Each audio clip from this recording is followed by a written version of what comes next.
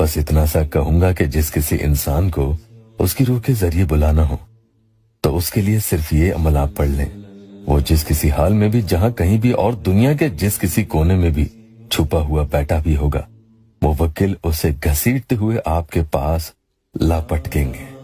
یہاں روح کے ذریعے کا مطلب یہ کہ اس کے اندر سے ہی آواز آئے گی کہ آپ کو فلاں شخص بلا رہا ہے اور آپ کو اس کے پاس حاضر ہونا چاہیے، اور آپ کو اس کے پاس حاضر ہونا ہی پڑے گا۔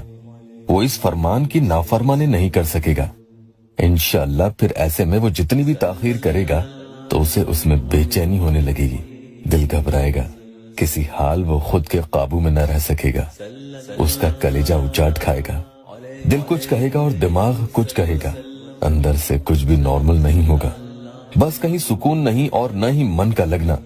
ایسی عجیب طبیعت اس میں ہونے لگتی ہے۔ قل هو اللہ احد اللہ الصمد کا یہ وظیفہ ہے، اور اس عمل کے موکل جب اپنے مقام سے اس کے مقام تک پہنچ جاتے ہیں اور اس میں سیکنڈز بھی زیادہ لگتے ہیں، یعنی جب بھی آپ یہ حکم دو گے کہ اے فلاں شخص حاضر ہو جاؤ، تو پھر مجال ہے کسی مخلوق کی کہ وہ ان موکل کو اللہ کے حکم کو پورا کرنے میں روک دے۔ پھر جیسا آپ انہیں کہتے ہو وہ آپ کے حکم کی تعمیل کر کے ہی دم لیں گے، آپ کے بھی مسئلے حل ہوں گے۔ اس عمل کی بات میں کروں تو اس میں آپ کو یہ دھیان رکھنا ہوگا کہ آپ جب تیار رہیں کہ وہ آپ کے سامنے حاضر ہو جائے اور آپ انہیں فیس کر سکیں، اس میں آپ کو کوئی پریشانی نہ ہو تو ہی آپ اس عمل کو پڑھ لیں۔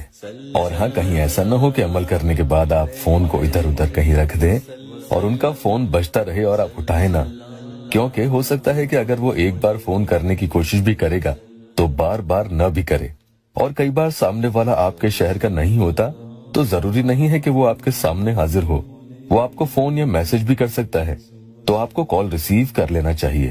کہیں کال مس ہوا تو بات نہیں بن پائے گی، لیکن کال اٹھا کر بھی آپ ان کے کسی بات کے لیے پیچھے نہیں پڑیں گے کہ کہیں آپ فون اٹھاتے ہی کہہ دیں کہ بتاؤ مجھ سے کب شادی کرو گے۔ نہیں، ایسا نہیں کہنا ہے، بلکہ انتظار کریں وہ خود کیا کہتا ہے، اور اندر سے خود پر قابو رکھیں۔ خوشی کے مارے جذباتوں میں بہہ کر اپنی کمزوری نہیں دکھانی ہے کہ جلد بازی میں محبت کا اظہار آپ ہی اس کے سامنے کر دیں۔